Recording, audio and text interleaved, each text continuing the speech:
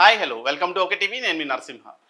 ప్రస్తుతం మీడియా సంస్థల పనితీరు ఎలా ఉందంటే పార్టీలకి భజన చేస్తూ పార్టీల పాంప్లెట్లు లాగానో పార్టీలకు సంబంధించిన పార్టీ మేనిఫెస్టో పేపర్ లాగానో తయారైపోయింది. ఒక నాయకుడు దొంగ అని ఒక పేపర్ చెప్తుంది, ఇంకో పేపర్ అదే నాయకుడిని దేవుళ్లాగా పూజిస్తుంది. సో ఈ మీడియా సంస్థలు కావచ్చు, పేపర్లు కావచ్చు, యూట్యూబ్ ఛానల్స్ కావచ్చు, ఎందుకు పార్టీలకే సపోర్ట్ చేస్తున్నాయి? బికాజ్ ఆఫ్ వాళ్ళ స్వార్థ ప్రయోజనాల కోసమా? ఎందుకు క్వశ్చన్ చేయరు? ఓన్లీ ఒక మీడియా ఛానల్ కానీ, పేపర్లు కానీ, యూట్యూబ్ ఛానల్స్ కానీ ఉన్నాయంటే ఏదో ఒక ఛానల్కి సపోర్ట్ చేస్తూనే ఆర్టికల్స్ చేయాలా? వ్యతిరేకించి ఆర్టికల్స్ చేయలేరా? స్ట్రైట్ అవే రేవంత్ రెడ్డినో కేటీఆర్నో టార్గెట్ కాదు, కింద స్థాయి నాయకుల్ని కూడా ఎందుకు ఫోకస్ చేయలేకపోతున్నారు? ఎందుకు ఇంత గందరగోళం ఏర్పడుతుంది ఈ వ్యవహారంలో?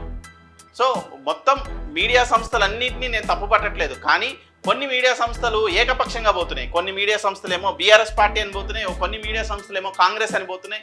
ఎవరు ఏం చెప్తున్నారో తెలియని గందరగోళ స్థితిలో ప్రజలు ఒక అయోమయంలో ఉండిపోయారు.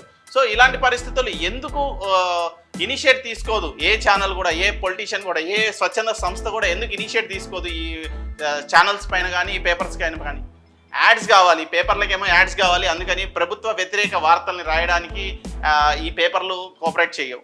సో వార్తల్ని రాయవు, ప్రభుత్వ వ్యతిరేక వార్తల్ని.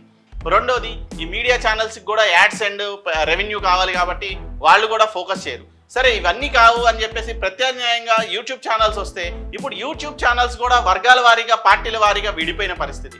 ఎందుకు విడిపోయినాయి? ఎందుకు ఇంత గందరగోళం జరుగుతున్నా కూడా వాళ్ళకి ఎందుకు అవేర్నెస్ లేదు? మనం అవేర్నెస్ కల్పించాల్సిన వాళ్ళమే ఎందుకు అవేర్నెస్ లేకుండా ప్రవర్తిస్తున్నాం? ఎందుకు పార్టీలో కొమ్ముగాల్సి వస్తుంది? ఎవరు ఏ పార్టీ కూడా యూట్యూబ్ ఛానల్స్కి ₹1 ఇవ్వరు. మరి ఎందుకు అంత అడ్డగోలుగా ఆర్టికల్స్ చేసి ఎగబడి మావోడు గొప్ప అంటే మావోడు గొప్ప అని చెప్పేసి చెప్పే ప్రయత్నం ఎందుకు చేస్తున్నారు? నిజాలు నిష్పక్షపాతంగా చెప్పే ప్రయత్నం ఎందుకు చేయట్లేదు ఈ మీడియా సంస్థలు? అంటే రాజకీయ నాయకుల ప్రలోభాలకు లోబడుతున్నాయంటే ఖచ్చితంగా లోబడుతున్నాయనే తెలుస్తుంది. సో ఈ శైలి అసలు సమాజానికి మంచిది కాదు. ఎందుకంటే ఏదో ఒక బాధ వ్యక్తం చేసుకుందాం ఒక లీడర్ గురించి అని చెప్తే దాన్ని రూపాయిని ₹10 చేసి చూపెడుతున్నారు, ఒక లీడర్ని అల్లరి చేస్తున్నారు. లేదా ఒక లీడర్ గురించి మంచి చెప్దాము అనుకుంటే లేదు వాడు ఒక వెధవ అని చెప్పేసి మళ్ళీ వాడిని డిగ్రేడ్ చేసి పడేస్తుంది ఇవే మీడియా ఛానల్స్. పార్టీలకు ఒక ఛానల్ తరపున ఛానల్స్ పనిచేస్తున్న పరిస్థితుల్లో క్రెడిబిలిటీ కోల్పోయినాయి ఛానల్స్. ఏ ఛానల్ చూస్తే నిజమైన ఇన్ఫర్మేషన్ మనకి దొరుకుతుందో తెలియని పరిస్థితుల్లో ఛానల్స్ గందరగోళంలో ఉన్నాయి. సో ప్రజలకి కరెక్ట్ క్రెడిబుల్ ఇన్ఫర్మేషన్ ఇవ్వాల్సిన రెస్పాన్సిబిలిటీ అయితే ఛానల్స్కి ఉంది.